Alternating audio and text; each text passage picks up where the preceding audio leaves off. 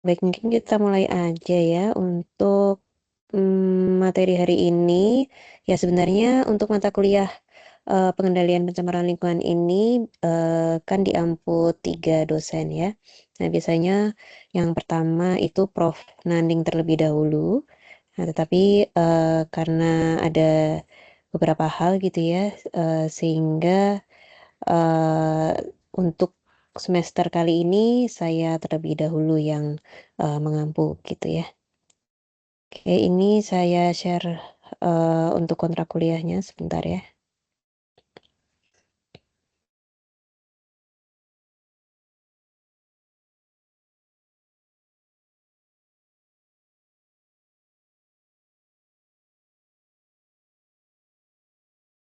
Ini apakah terlihat untuk slide-nya? Terlihat, Bu. Oke, nah ini ya. eh nah dulu biasanya Prof. Nani terlebih dahulu, kemudian Pak Bambang baru saya. Jadi ini dibalik saya duluan gitu ya. Nah untuk sekarang kita berada di kurikulum yang berbasis outcome gitu ya. Jadi di sini kita fokus untuk bisa menargetkan CPMK ini ya, atau capaian pembelajaran mata kuliah. Jadi setelah nanti teman-teman bisa mengikuti mata kuliah ini, kemudian mengerjakan berbagai tugas, diharapkan nanti teman-teman bisa atau mampu melakukan analisis dan juga kajian ya atau asesmen kualitas lingkungan sebagai landasan dalam pengembangan pengelolaan lingkungan berkelanjutan.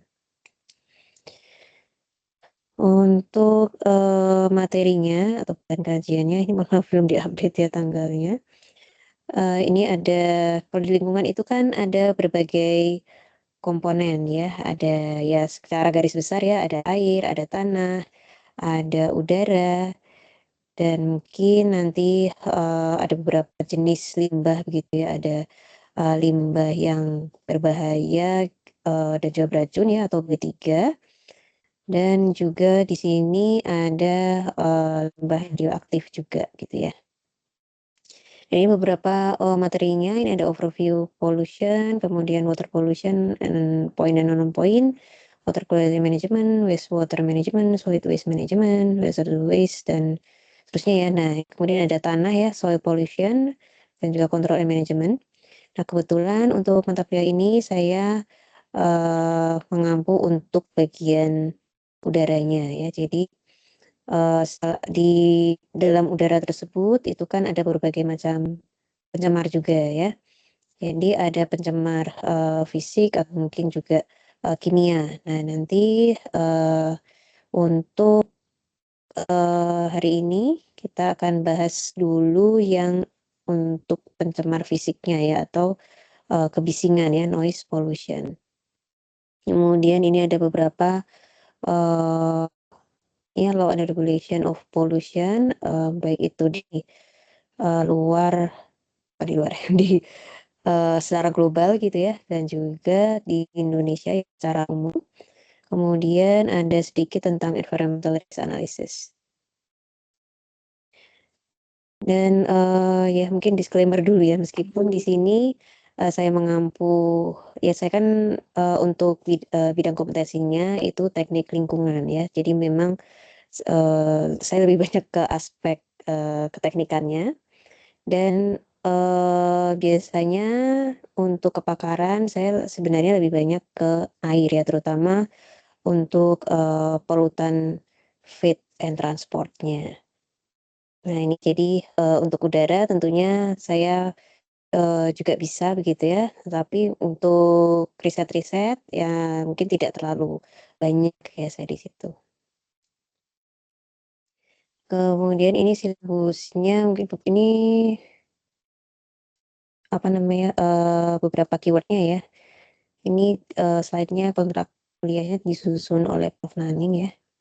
Kemudian untuk evaluasi dan penilaian, nah ini mungkin teman-teman atau Bapak Ibu juga sudah mengetahui begitu ya, untuk di Undip itu ada minimal kehadiran 75% untuk bisa mengikuti ujian akhir semester dan ini sudah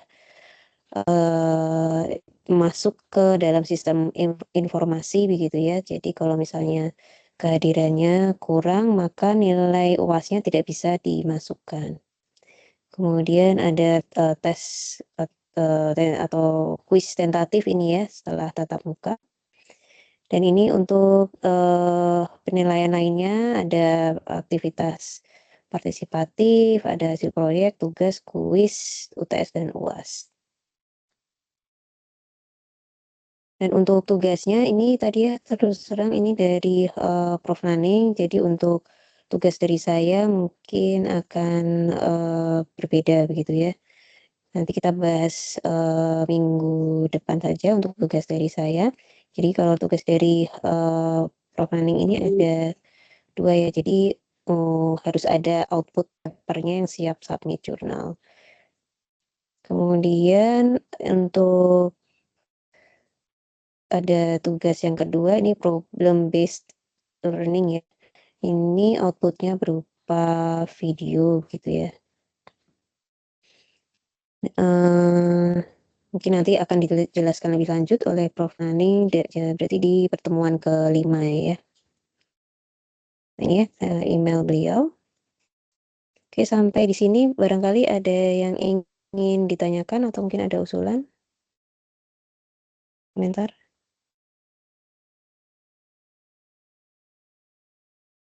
Boleh tanya Bu soal tugas, Ya. walaupun memang ini Bagaimana? tugasnya. Boleh tanya soal tugas tidak ya Bu, walaupun nanti akan dipaparkan di minggu depan. Oh iya, boleh, boleh. Ini tugasnya kan siap submit jurnal ya Bu ya. Ini tugas individu atau per kelompok ya Bu? Bagaimana? Ini total kelas ada 6 ya, ada 6 siswa ya. Uh, untuk tugas ini boleh nanti berkelompok begitu ya.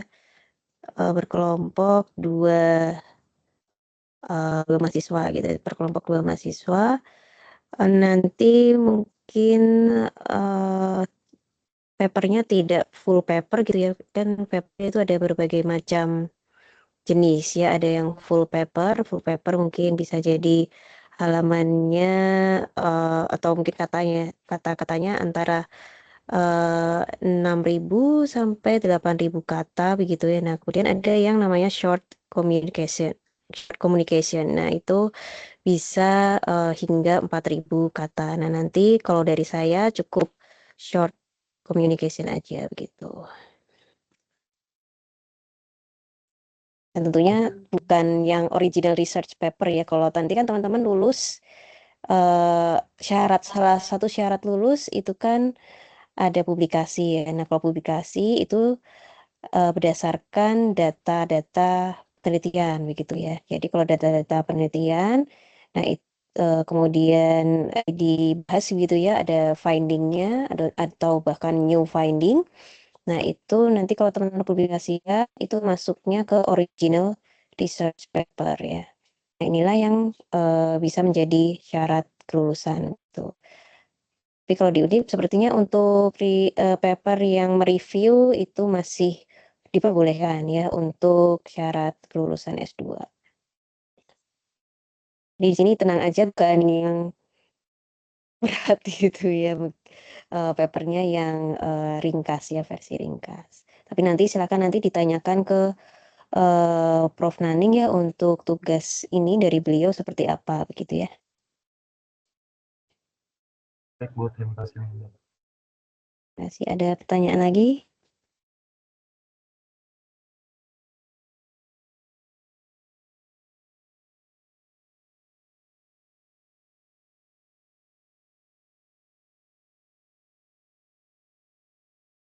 Ya kalau belum ada, kita masuk ke materi dulu ya. Sebentar.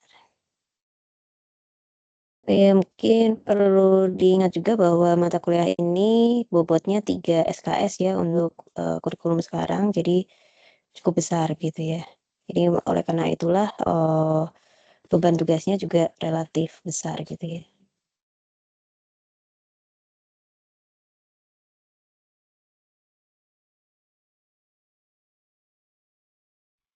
Saya, share screen untuk, materi hari ini.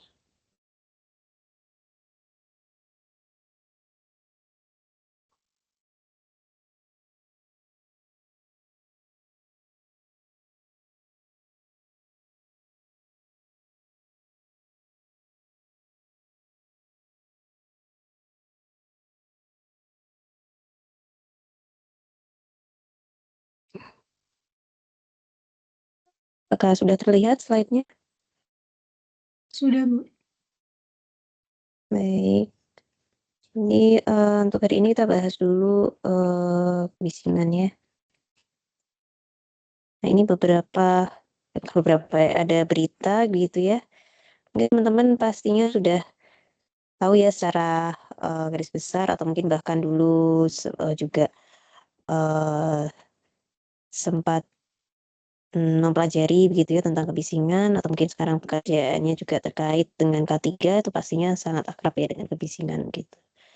Nah, ini ada berita, ini tahun berapa ya saya lupa, tahun 2023 ini ya. Jadi di sini ada berita yang cukup viral saat itu ada, bayi yang meninggal ya usai mendengar petasan. Jadi bayi tersebut masih newborn ya, bayi baru lahir umurnya 38 hari begitu ya. Dan, dikabarkan mengalami kejang gitu ya, kejang, sulit bernafas, setelah mendengar ledakan petasan gitu ya. Dan kondisinya semakin buruk setelah dilarikan ke rumah sakit, sayangnya tidak tertolong gitu. Dan, di sini ada, berita dari ahlinya gitu ya, bahwa, suara petasan atau ledakan memiliki ambang batas yang sangat bahaya bagi organ pendengaran, khususnya organ vital seperti otak, jantung, paru, dan lainnya ya.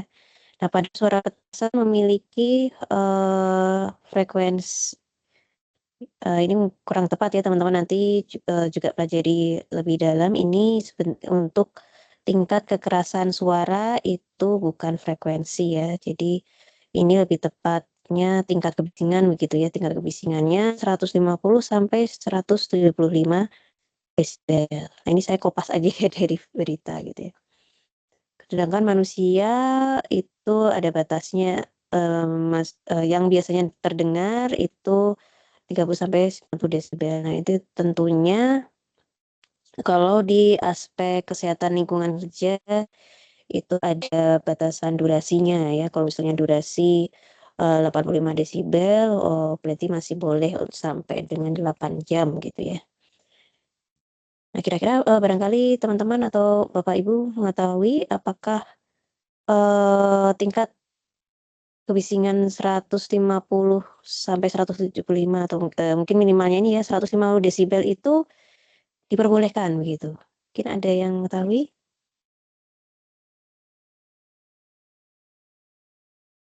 Izin mencoba untuk menyampaikan, Bu. Ya? Sepemahaman saya kalau kita berbicara regulasinya Kemenaker, memang ada, yang tadi Ibu paparkan, batas keterpaparan dari si kebisingan tersebut. Biasanya misalnya 85 desibel itu cuma boleh terpapar selama 8 jam, kemudian 88 itu 4 jam. Semakin tinggi maupun tinggi desibelnya, maka keterpaparannya pun harus semakin lebih rendah. Seperti itu, Bu, menurut saya. Ya, terima kasih, Mas atau Pak Syahri ya. Betul sekali ya, jadi dari Permenaker tersebut sudah dijelaskan NAB-nya begitu ya, kalau kita berbicara tentang, eee, lingkungan kerja, berarti di sini kita membicarakan nilai ambang batas atau NAB begitu ya. Mungkin ada lagi tambahan barangkali?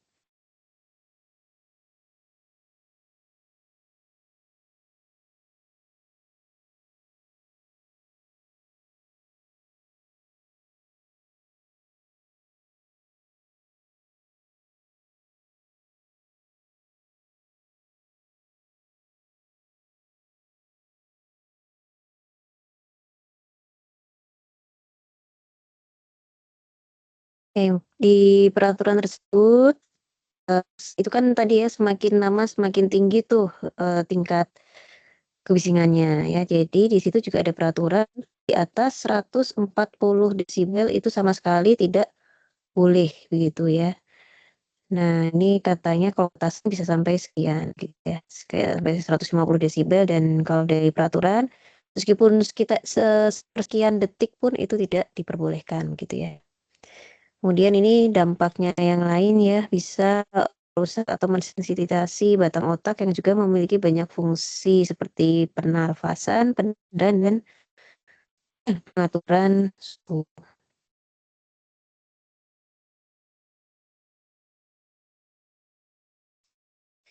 Kemudian selain pendengaran yang terganggu, tekanan yang besar dihasilkan dari putusan dapat menjadi faktor putus apabila bayi memiliki ini ya kebutuhan khusus sejak lahir, misalnya ya ada PJB, penyakit jantung bawaan atau kejang tanpa demam ya pada bayi dan lainnya. Jadi mungkin teman-teman sudah tahu ya bahwa kejang yang paling dikhawatirkan itu kejang tanpa gitu ya. Kalau kejang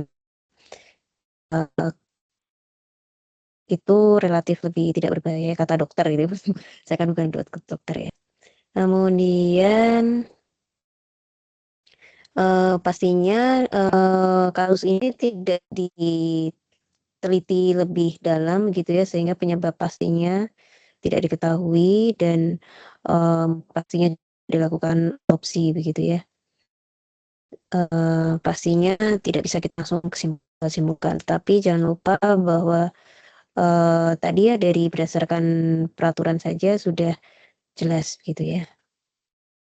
Kemudian ini tambahan ya, ada pada bayi baru lahir itu ada namanya refleks moro ya atau refleks kaget begitu ya. Makanya kalau bayi-bayi baru lahir itu banyak yang didong, digigit oleh kain sehingga bisa mengurangi refleks moro ini dan tidurnya lebih nyenyak gitu ya. Nah, tapi kalau dibedong terus kan pastinya juga tidak bagus juga gitu ya. Dan ini ya ada himbauan agar lebih berhati-hati dan lainnya ya.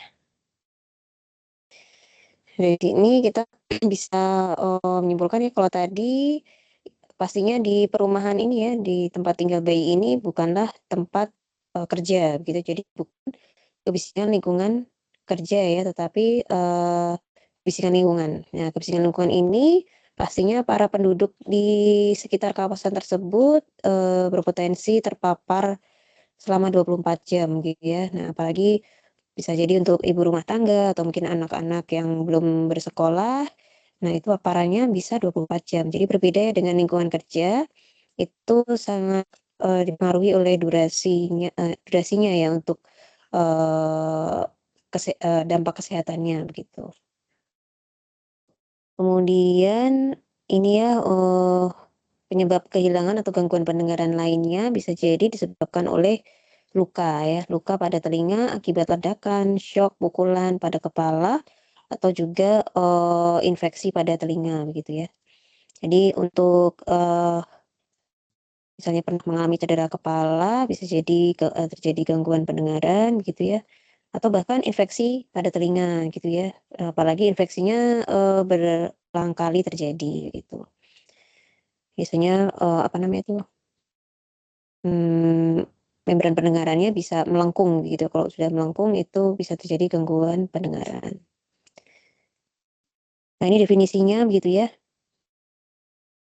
Jadi untuk kebisingan, jelasnya sebenarnya ya suara begitu ya. Nah suara ini kan, relatif gitu ya, barangkali mungkin ada yang, suka dengan musik gitu ya, musik misalnya entah itu musik pop atau rock, atau dangdut atau K-pop dan lainnya begitu ya. Nah kalau misalnya memang tidak kita sukai begitu ya, nah bisa jadi itu kebisingan bagi kita. Nah berbeda gitu ya mungkin dengan teman kita. Nah misalnya teman kita itu kalau misalnya mendengarkan musik pop misalnya ya, wah produktivitasnya meningkat gitu kan. Jadi, bukan musik tersebut bukanlah kebisingan baginya gitu. Jadi untuk suara yang tidak dikehendaki ini, Nah, ini untuk siapa gitu dan mengapa gitu ya. Nah, bisa jadi nanti, mungkin tidak tempatnya gitu ya. Nah, misalnya ada yang sedang berduka begitu ya, kemudian ada yang menyetel musik dangdut misalnya. Nah, itu kan, tidak etis begitu ya, dan itu bisa jadi, kebisingan di lokasi tersebut, di lokasi duka tersebut misalnya. Nah, suara itu sendiri apa gitu ya. Nah, ini mungkin SD atau SMP gitu ya.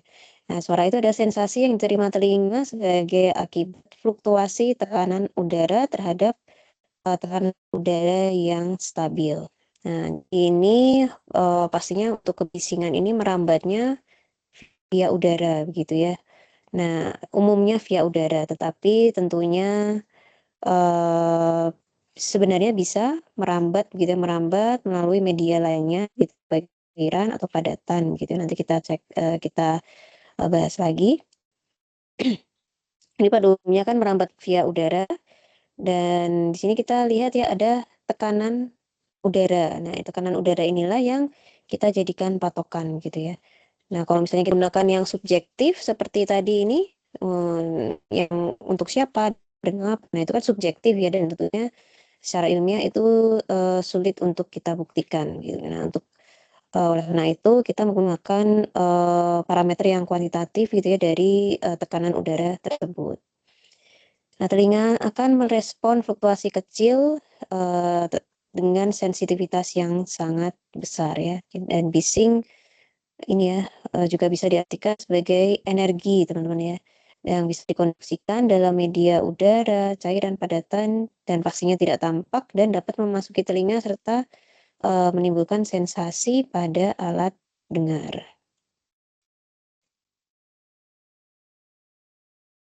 Nah, ini kemudian jenis-jenis bising begitu ya, ada, mungkin kalau di, beberapa tempat begitu ya, itu jenis bisingnya bisa jadi berbeda gitu ya.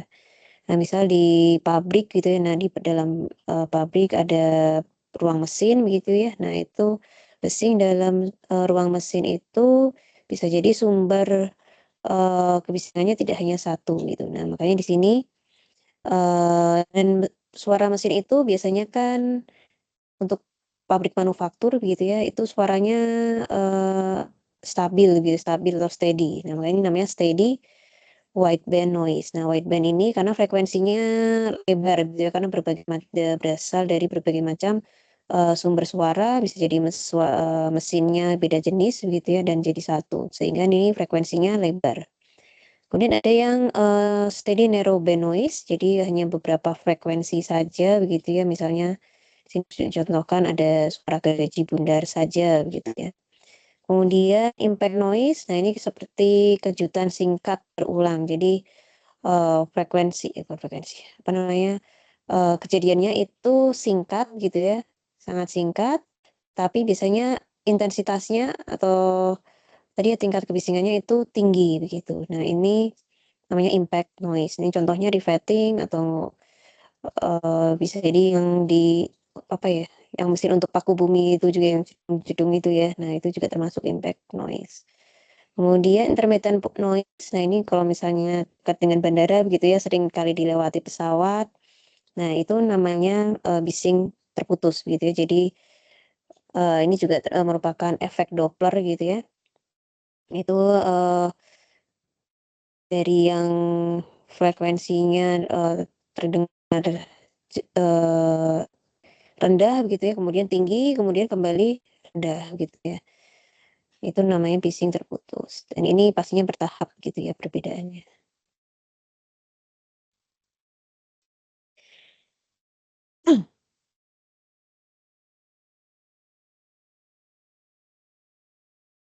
Kemudian ini ada, 2 variasi frekuensi bising ya.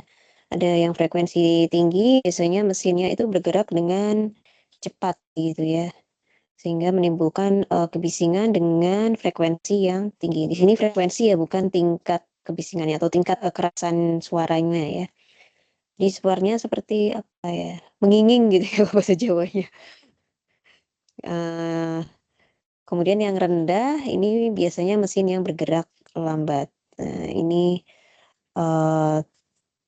frekuensinya ya. Kira-kira kalau dari berdasarkan frekuensi, mana ini yang relatif lebih berbahaya bagi pendengaran kita? Apakah yang frekuensi tinggi atau frekuensi rendah?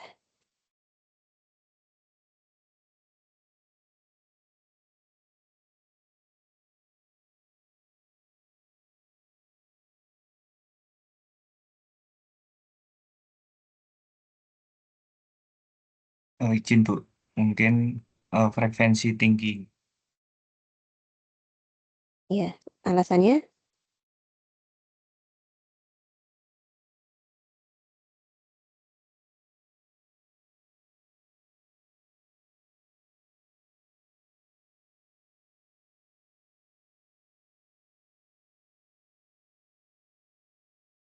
Ada alasannya barangkali?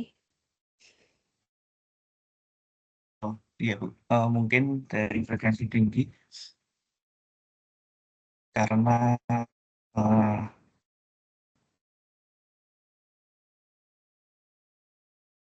tingkat apa namanya makin tinggi juga dengan mengikuti frekuensi dari bisingannya Bu.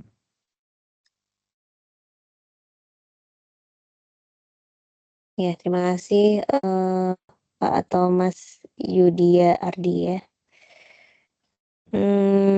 Betul ya. Jadi yang relatif lebih berbahaya itu adalah frekuensi yang tinggi. Namun pastinya ini tetap tergantung dari tingkat kebisingannya dan juga durasi paparannya ya. Dan biasanya untuk frekuensi tinggi ini bisa berdampak ke otak begitu ya. Nah, mungkin teman-teman pernah mendengar suara apa namanya ya, besi yang digesrek gitu ya. Nah, itu kan rasanya di telinga kurang nyaman gitu ya. Nah, kurang lebih seperti itu. Kemudian ini beberapa contoh berbising yang misalnya di industri itu ada mesin berputar atau bolak-balik ulang-ulang gitu ya. Kemudian mesin elektrik. Nah, misalnya ini karena ada gaya magnetik atau mekanis dan juga pengolahan material. Ini bisa pengadukan gitu atau pencampuran dan juga bisa jadi untuk memindahkan gitu ya material dan lainnya. Kemudian konveyor yang beroperasi ini jelas ya. Apalagi jika di pabrik biasanya konveyornya bukan yang silent seperti yang di bandara begitu ya. Kemudian pengaduk penyaring dan ada alat-alat pneumatik, turbin gas dan uap dan outdoor press proses gitu ya. Kemudian di konstruksi pastinya paling kelihatan pasti ada alat-alat transportnya ya, ada truk, kemudian untuk sumber listriknya bisa jadi mesin diesel, kemudian peralatan penambangan penggalian, kemudian alat pemadatan tanah gitu ya, ada pneumatic hammer. Nah, ini tadi yang saya bilang jedang jedung tadi. Kemudian kompresor dan lainnya. Ada penghancuran material ini jelas ya, saya rasa penghancuran material, kemudian pembuatan dan pengadukan semen. Kemudian di transportasi, ini jelas ya untuk di transportasi sumber utamanya pastinya adalah kendaraan bermotor itu sendiri begitu ya. Meskipun sekarang itu banyak mobil listrik atau motor kendaraan roda 2 berlistrik gitu ya, dan itu kebisingannya sangat amat rendah gitu ya. Nah, justru kadang suara dari mobil itu kadang penting juga begitu ya. Pastinya dengan batasan tertentu begitu ya. Nah, bahkan ada beberapa mobil listrik yang memang sengaja dibuat ada suaranya gitu ya. Sehingga pemakai atau pengguna jalan itu aware gitu bahwa di situ ada mobil misalnya ya. Ini tadi ya tergantung mesinnya, kemudian cara mengemudi gitu ya, cara mengemudi. Nah, kira-kira apa nih yang dimaksud cara mengemudi yang bisa menimbulkan bising gitu?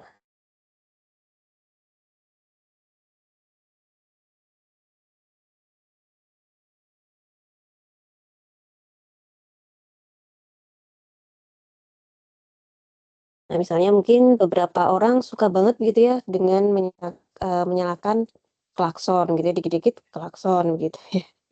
Dan itu, pastinya juga, berdampak gitu ya ke, tingkat kebisingan.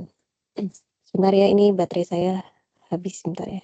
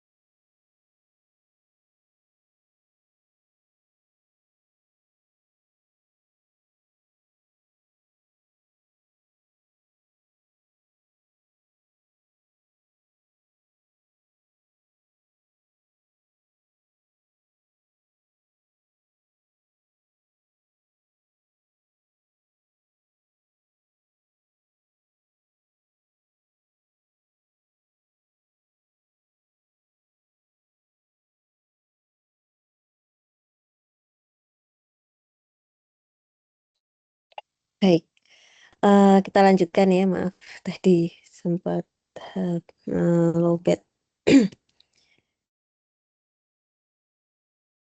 Ini, tadi sampai sini ya, ke transportasi.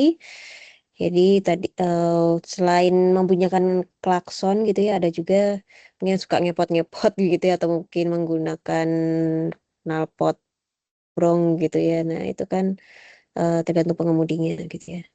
Dan ban yang dipakai ya, ini jelas ini, akan menimbulkan bising karena ada gesekan gitu ya.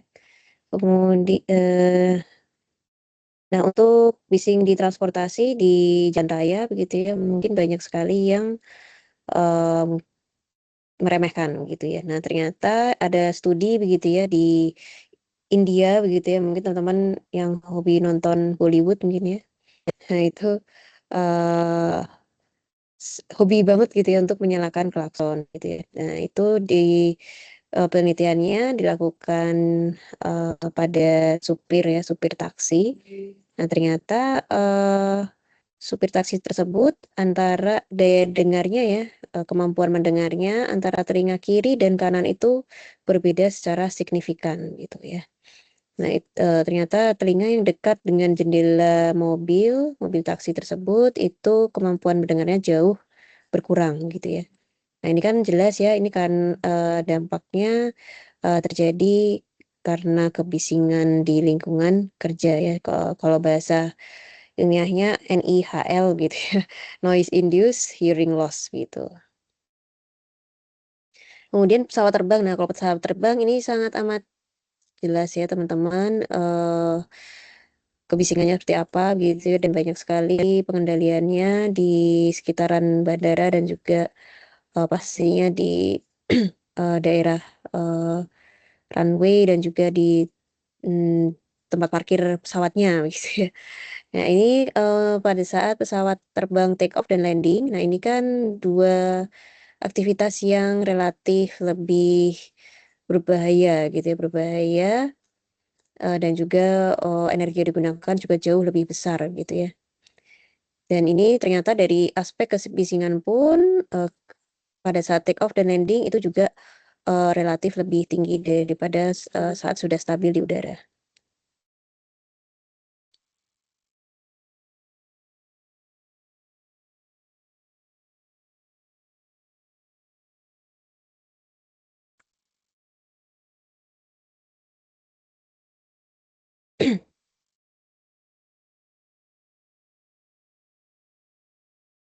Kemudian untuk kereta api ya, nah kereta api atau kereta biasa gitu ya, kereta listrik juga gitu ya. Kereta listrik tentunya relatif lebih tidak bising ya daripada kereta diesel gitu ya.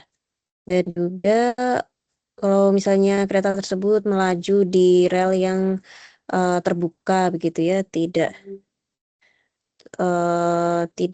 tertutup gitu ya, maksudnya di dalam terowongan misalnya ya, seperti subway yang atau mungkin MRT ya kalau di Indonesia.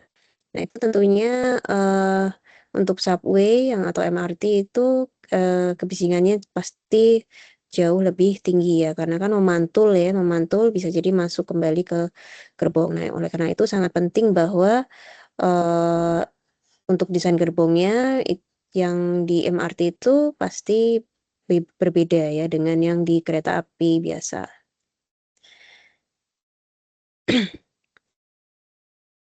Nah, kemudian kebisingan di pemukiman, nah ini relatif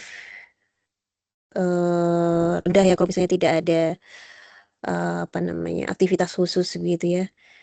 Nah ini biasanya disebabkan adanya heater itu atau pemanas. Kalau di Indonesia mungkin jarang ya, tidak ada, atau bahkan tidak ada.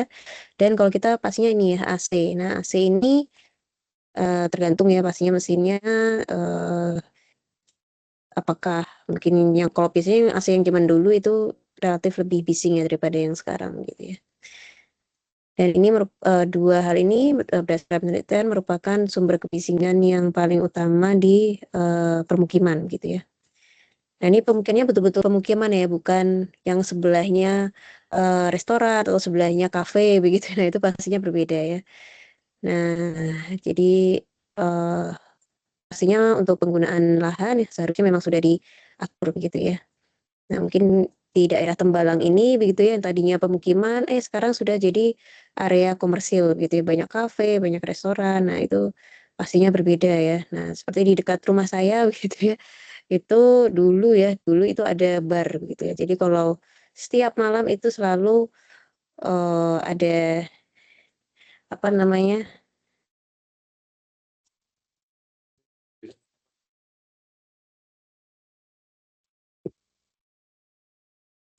Selalu ada apa namanya? Musik keras-keras gitu ya.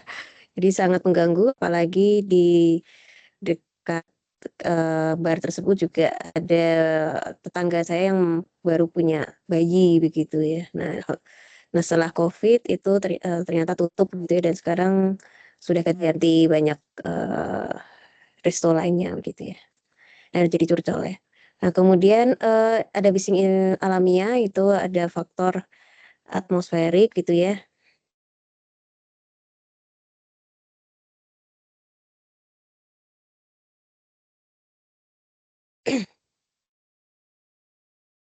eh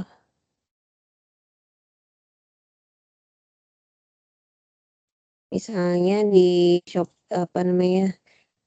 Nah, ini kasus khusus misalnya tadi di lingkungan shopping center tadi sudah kita bahas ya, hotel, pasar dan lain-lainnya.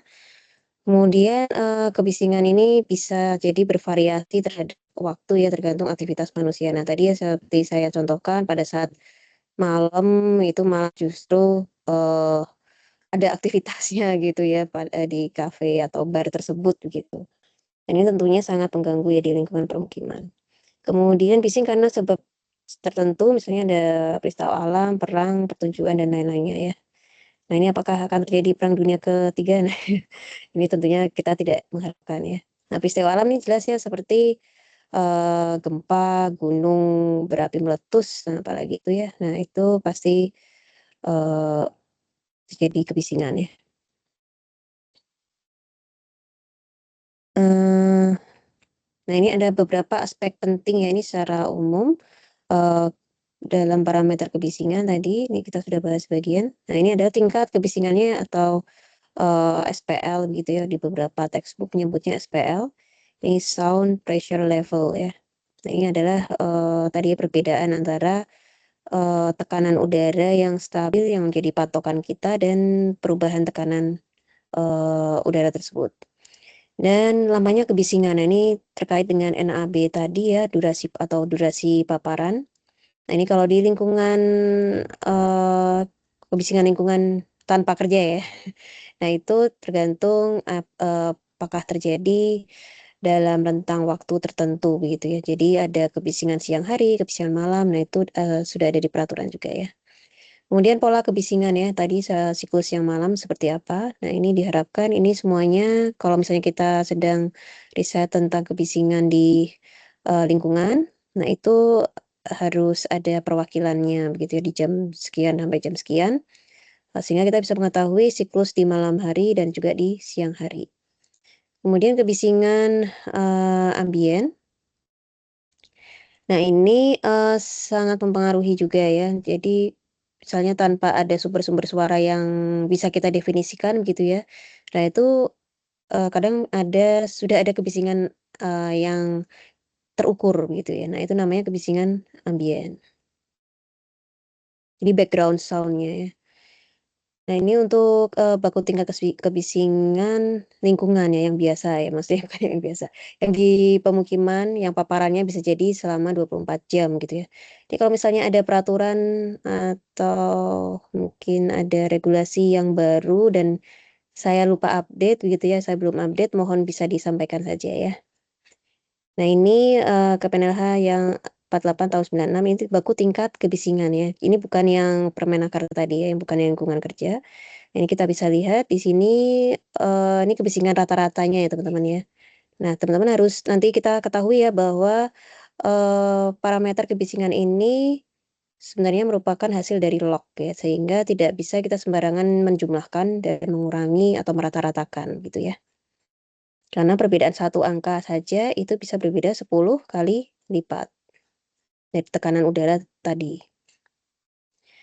Ini untuk beberapa peruntukan ya, ada beberapa kawasan. Nah, ini biasanya untuk yang harusnya relatif tenang gitu ya, seperti rumah sakit, sekolah, tempat ibadah itu sekitar 55 desibel, dan juga pemukiman. Kemudian di perkantoran, perdagangan itu relatif lebih tinggi gitu ya, antara 60 sampai 70 desibel.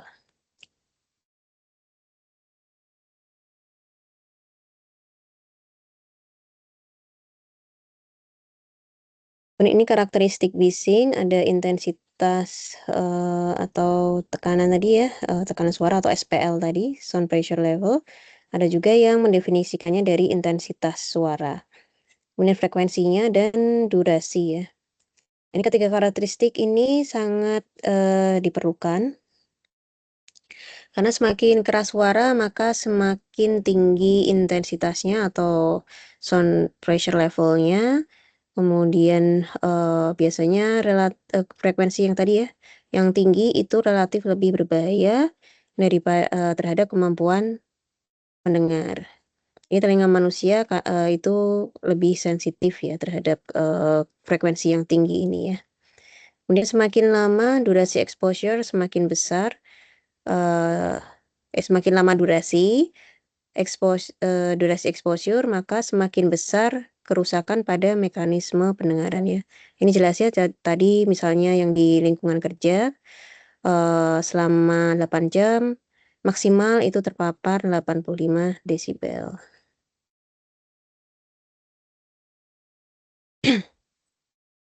Nah, ini beberapa, definisi begitu ya. Ini ada intensitas, nah ini tadi ya bisa didefinisikan sebagai intensitas atau, perubahan tekanan udara gitu ya. Nah, ini menurut Pak Alexander Graham Bell yang menemukan ya, ini kan desibel ya. Nah, ini merupakan intensitas kebisingan itu merupakan laju aliran energi tiap satuan luas yang dinyatakan dalam desibel. Dan desibel ini merupakan satuan yang dihasilkan dari perhitungan yang membandingkan suatu tekanan suara yang terukur terhadap suatu tekanan acuan.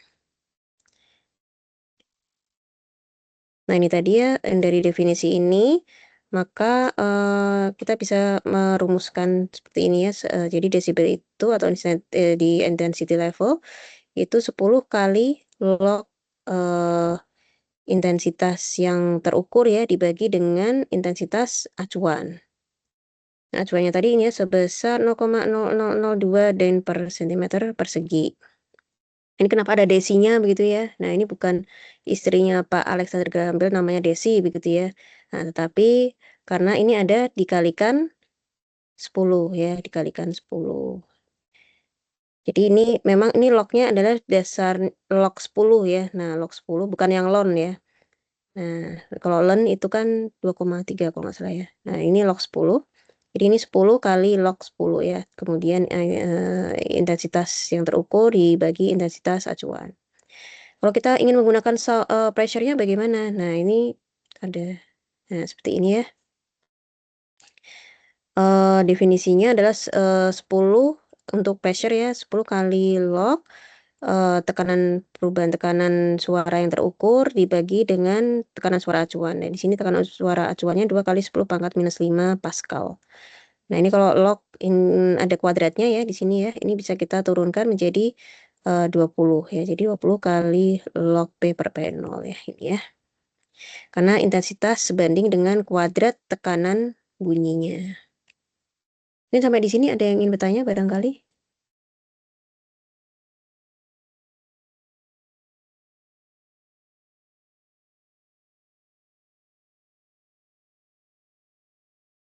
Aku dari sana.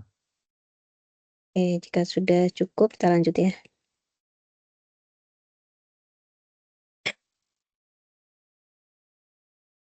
Nah, intensitas tadi ya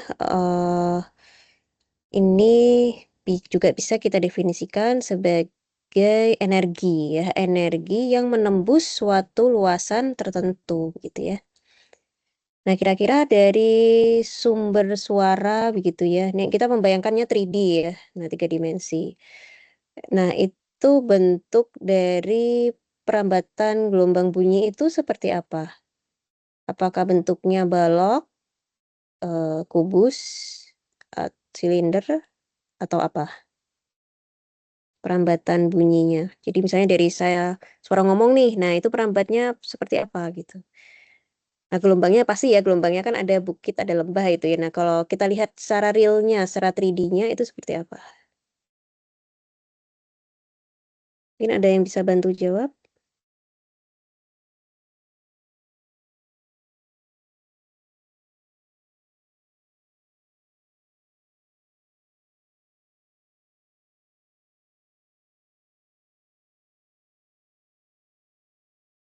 Oh, belum ada ya.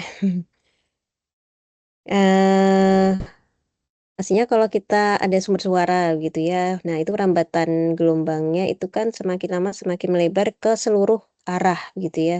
Secara merata. Berarti bentuknya adalah bola ya teman-teman ya atau Bapak Ibu. Nah, bola ini lah yang jadi acuan kita sebagai luasan yang ditembus oleh energi tersebut. Jadi di sini adalah luas permukaan bola ya. Jadi W ini adalah intensitas suaranya. Mohon maaf. I-nya ini ya. Nah, kemudian W ini ada daya suaranya atau energinya dalam satuan watt. Kemudian S ini adalah luas ya. Mohon maaf, ini mungkin nggak standar ya. Ini saya ambil dari buku Kanif ya. Kemudian ini tadi daya suara dibagi dengan luas permukaan bola yang atau luas permukaan ditembus. Dan R-nya ini adalah jarak antara reseptor dan sumber suara ya. Nah, dari sini teman-teman bisa membayangkan ya bahwa untuk kalau misalnya teman-teman ingin membuat pemetaan kebisingan, nah itu tidak bisa serta-merta kita menggunakan kriging gitu. Nah, itu tentunya eh, ada perbedaan gitu ya antara perambatan gelombang bunyi dan juga mungkin ekstrapolasinya dari metode kriging tadi begitu ya. Kemudian ini tadi ya definisinya udah ya. Nah, I-nya ini adalah intensitas suara watt per meter persegi. Nah, ini untuk acuannya 10 pangkat minus 12 watt per meter persegi.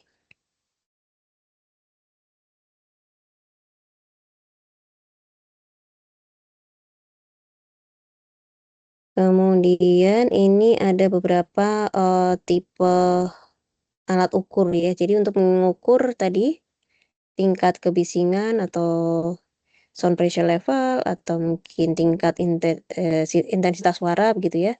Nah, itu kita menggunakan alat namanya sound level meter ini. Nah, sound level meter ini bisa ada beberapa tipe ya. Dari tipe 0 yang paling presisi. Ini toleransinya kurang lebih 0,4 desibel. Kalau tipe 1 yang general purpose ini bisa untuk berbagai keperluan di lab. Kemudian yang tipe 2 ini untuk survei ya, survei sound level meter. Ini toleransinya kurang lebih 1 desibel dan juga ada yang 1,5 desibel untuk survei lapangan gitu ya. Jadi tipenya semakin besar ini semakin kurang presisi gitu ya. Nah, untuk pengukuran itu ada beberapa ya alat tambahan, misalnya kalibrator. Nah, ini kalau misalnya sound level meternya sudah lama tidak dikalibrasi, maka perlu dikalibrasi. Nah, ini teknis banget ya. Ini ada spectrum analyzer. Kalau misalnya teman-teman ingin mendesain earmuff, itu biasanya kita butuh spectrum analyzer. Jadi setiap frekuensinya itu kita bisa hitung tingkat kebisingannya.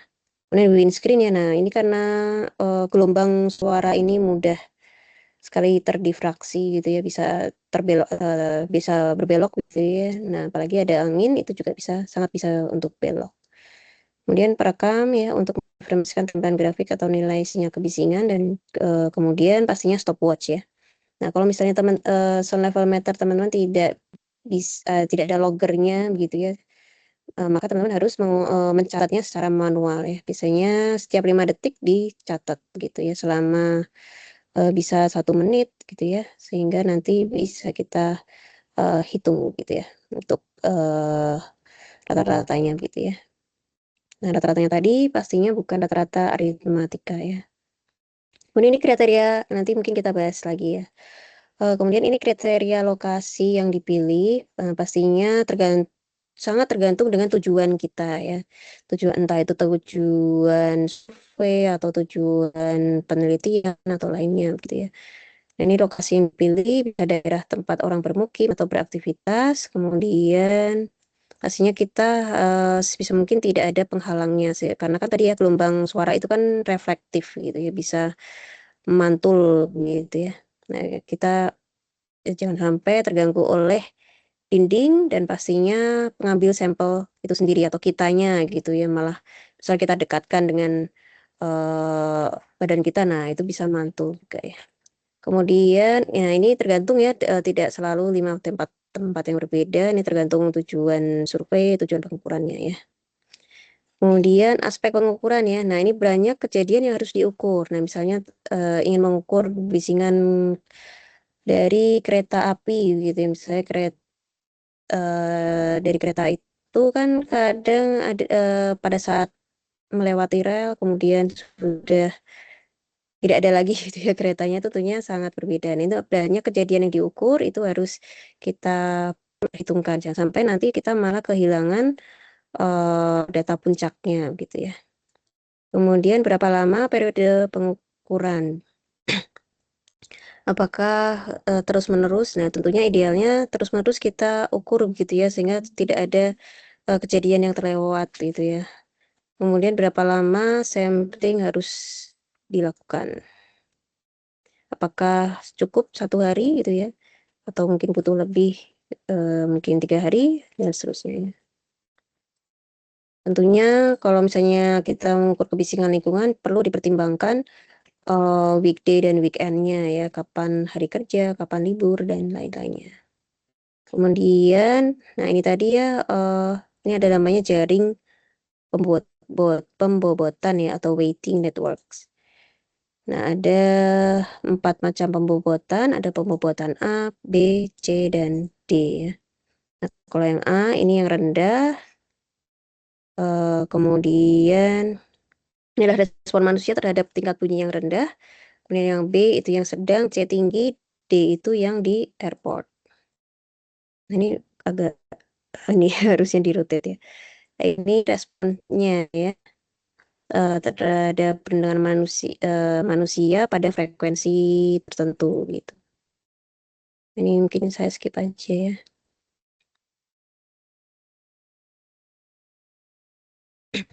Nah, kita pakainya pembobotan yang mana nih? Apakah A, B, C, atau D? Mungkin ada yang bisa jawab?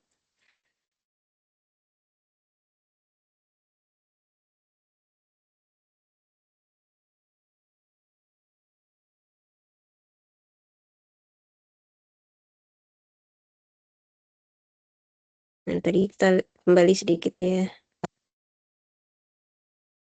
Nah, kira-kira pembobotan yang mana nih? A, B, C, atau D?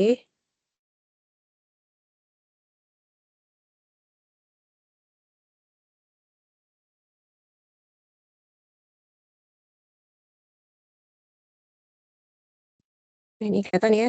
Pembobotan adalah pembobotan yang A ya, dengan yang respon terhadap frekuensi yang rendah.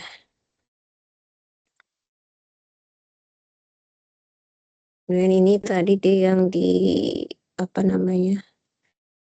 Airport. Nah, ini teman-teman jika ingin melakukan pengukuran pastikan pembobotannya itu sesuai ya, sesuai yang di alatnya. Nah, ini harus disetting nih pembobotannya harus yang pembobotan A ya, bukan yang B, C, dan D.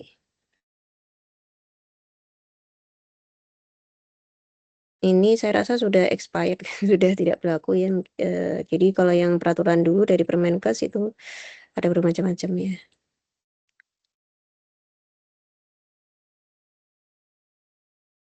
Mungkin ini satu lagi ya tentang sumber kebisingan.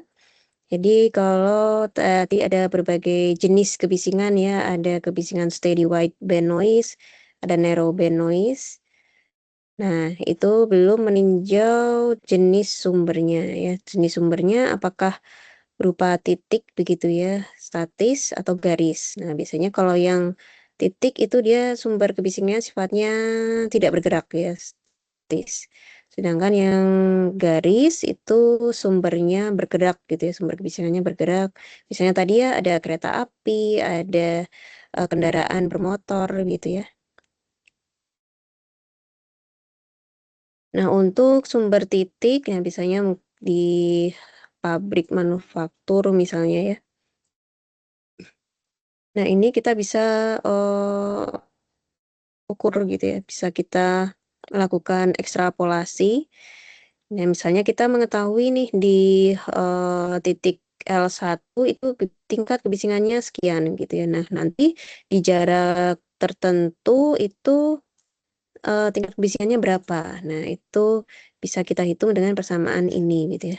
Nah, jadi tidak memakai kriging ya teman-teman ya.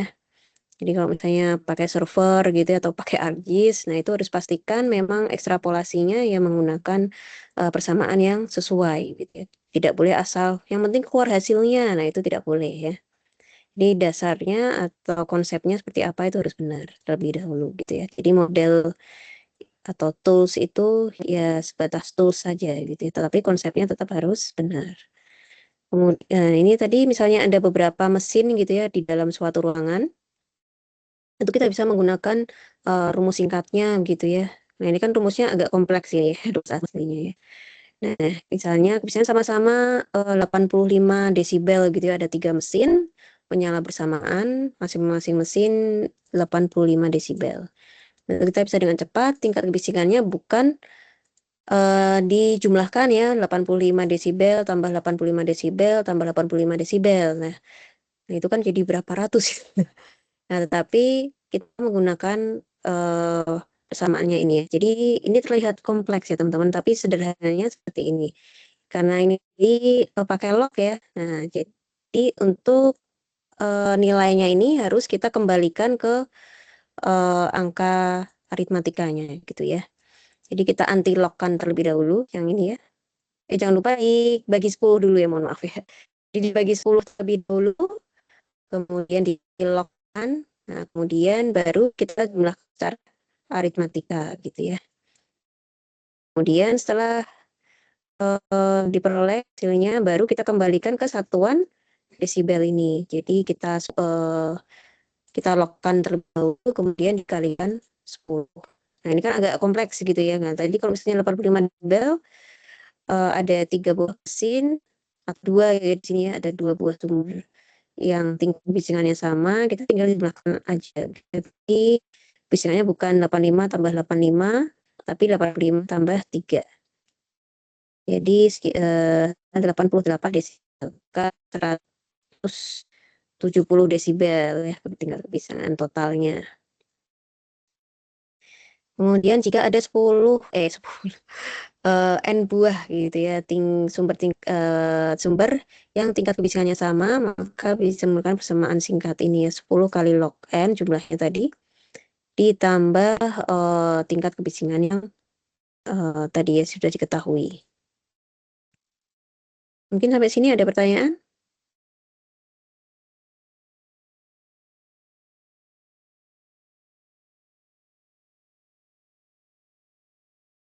Izin bertanya, Bu. Ya, Nah, sebentar, Bu. silakan.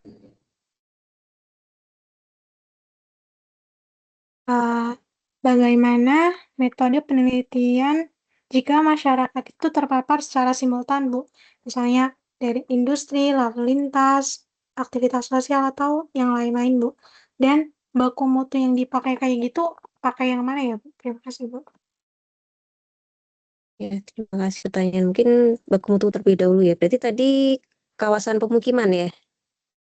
Ya, Bu, kawasan permukiman, tapi terpaparnya dari industri, lalu lintas juga, Bu. Hmm. Nah, itu kan berarti reseptornya ya, sebenarnya kita concernnya ke penerimanya ya, atau reseptornya itu berarti masyarakat gitu ya. Concernnya Betul, ke Bu. pekerjanya atau, nah kalau ke masyarakat berarti kita menggunakan baku mutu yang ini ya. Berarti kalau di pemukiman itu 55 desibel gitu ya. Berarti masyarakat yang dimaksud itu yang tinggal di situ ya, ibu tidur di situ gitu ya. Berarti kalau misalnya terpapar dari industri itu nggak dihitung, Bu.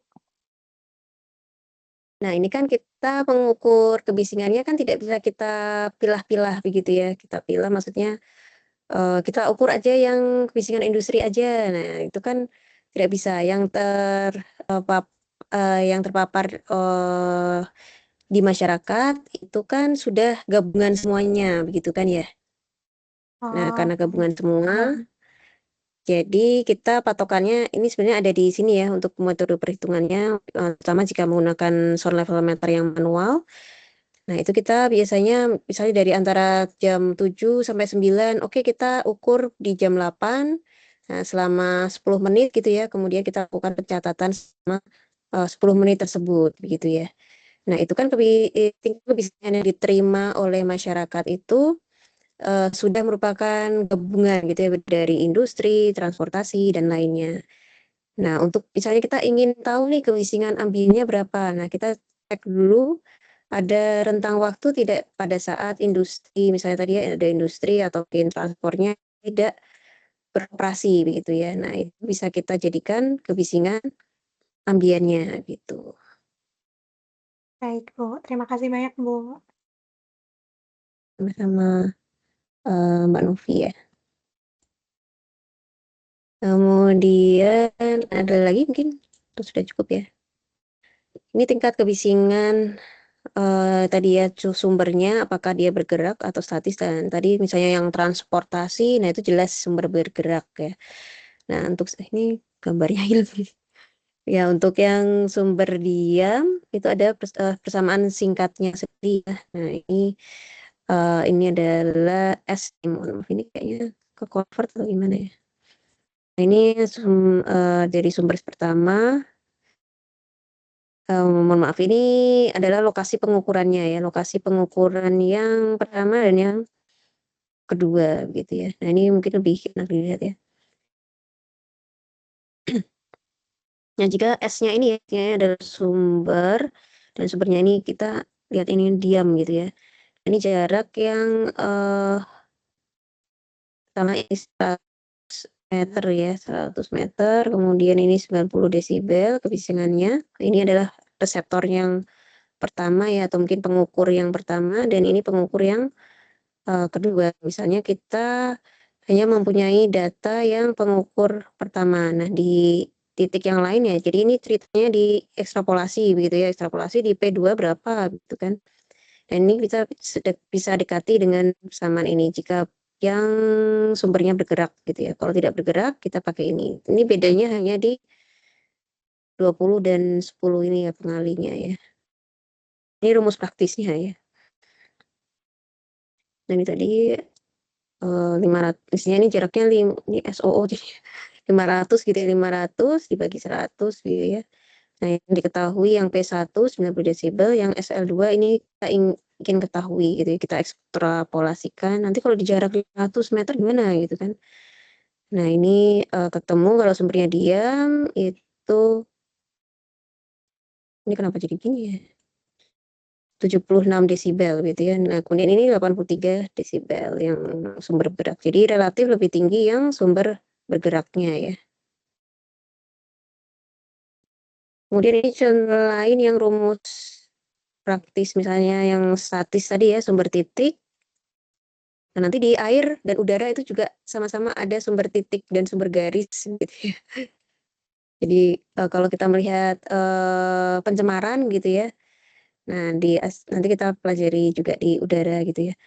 Nah, kita bisa mengendalikannya begitu ya. Untuk pengendaliannya entah kita bisa kendalikan di aspek sumbernya begitu ya, atau di medianya, kayak di udaranya, atau mungkin kita pasang sesuatu gitu ya, atau di reseptornya gitu ya, atau mungkin tadi di masyarakatnya, atau mungkin di pekerjanya harus pakai earplug atau earmuff gitu ya. Nah ini kalau misalnya tadi yang contoh pertama kan tingkat kebisingannya sama begitu. Nah ini kalau misalnya tingkat kebisingannya beda-beda begitu ya, ini contoh sederhana ya. Ada 3 sumber titik gitu ya, A, B, C. Nah yang A 90, B 80, C 70 desibel. Nah berapa tingkat kebisingan totalnya ya, atau rata-ratanya bila ketiganya beroperasi begitu ya. Nah ini untuk kebisingan yang tadi yang gabungan tadi, ada yang menyebutnya kebisingan rata, ada yang menyebutnya kebisingan total ya. Kalau dari aspek aritmatika mungkin beda ya, tapi kalau di kebisingan itu bisa jadi definisinya sama gitu ya. Nah di sini kita lihat ya, tadi sama langkah-langkahnya. Jadi kita bagi dulu dengan 10, 90 dibagi 10, 80 dibagi 10, 70 dibagi 10 gitu ya ini ya. Kemudian di antilogkan ya, kita antilogkan ketemu seperti ini ya. Ini supaya gampang melihatnya gitu, gampang melihat. Dikeluarkan 10 pangkat 7 gitu ya, 10 pangkat 7 dikeluarkan sehingga kita bisa langsung kita jumlahkan gitu ya. Ini 100 tambah 10 tambah 1, 111 kali 10 pangkat 7. Nah, perbedaannya bisa 10 tingkat berbeda, kali lipat berbeda. Kemudian setelah ketemu kanannya ini ya, kemudian kita kembalikan ke satuan desibel. Nah, ini kita lockkan dulu ya, kita lockkan kemudian dikalikan 10. Nah, ketemunya 90,5 desibel ya. Jadi bukan dirata-ratakan 90 tambah 80 tambah 70 dibagi 3. Nah, itu nggak boleh ya, salah. Nah, ini benar seperti ini ya. Jadi tidak, ini paling tinggi ya yang A ya, 90,5, hanya meningkat 0,5 desibel. Kemudian sumber garis, nah tadi sudah di sini ya. Nah, ini rumusnya sama ya. Nah, ini lebih jelas lagi ya untuk tulisannya. Untuk yang sumber diam, yang ini, yang bergerak, yang ini ya. Nah, tadi. Nah, kemudian ini jenis-jenis suara, kriterianya ya. Nah, tadi yang berita di awal gitu ya sampai 150 desibel, nah itu pastinya masuk lebih dari menulikan gitu ya. Bahkan yang maksimal boleh terpapar hanya 139 desibel. Nah, ini contoh suaranya ya, halilintar, meriam gitu dan lainnya. Nah, kemudian yang paling hening gitu ya, nah ini seperti suara daun kemudian berbisik bisa 20 desibel. Kemudian kalau kita ngobrol seperti ini gitu ya, nah itu kurang lebih 40 sampai 50 desibel mungkin ya. Nah, sementara yang rame, misalnya ruang kelas yang rame gitu ya, semuanya bicara, itu bisa jadi sampai 80 desibel. Nah, ini tadi tingkat kekerasan suara. Kemudian ini frekuensi. Nah, ini satuannya hertz ya. Nah, kemudian manusia itu bisa mendengar antara 20 sampai 15 ribu hertz. Kemudian ini tadi untuk pengukurannya tadi sudah ya. Nah, kemudian lama mendengar. Nah, ini dari OSHA ya. Sedangkan di Indonesia kita menganut NIOSH ya. Ini lama mendengar yang diizinkan. Mungkin ini nanti kita lanjutkan pekan depan ya. Nah, ini peraturan, ini mohon maaf ini belum diupdate ya teman-teman ya. Ini nanti saya update peraturan yang terbaru yang 2018. Nanti dasar. Oke, mungkin ini kita bahas pekan depan. Sampai di sini apakah ada yang ingin ditanyakan?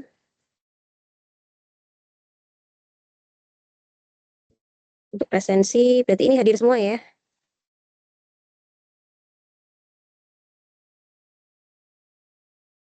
Iya Bu, hadir semua. Hadir semua, Bu. Oke. Baik, ada yang ingin ditanyakan barangkali? Izin, Bu, untuk PPT-nya apakah boleh di-share, Bu? Oh ya, boleh nanti saya share ya setelah saya edit tadi peraturannya ya. Baik, Bu. Terima kasih, Bu. Baik, kalau sudah tidak ada pertanyaan lagi, mungkin kita akhiri ya kuliah kita pada sore hari ini. Terima kasih. Selamat sore. Wassalamualaikum warahmatullahi wabarakatuh. Waalaikumsalam warahmatullahi wabarakatuh. Terima kasih, Bu. Terima kasih Terima kasih, Bu. semuanya. Izin live ya.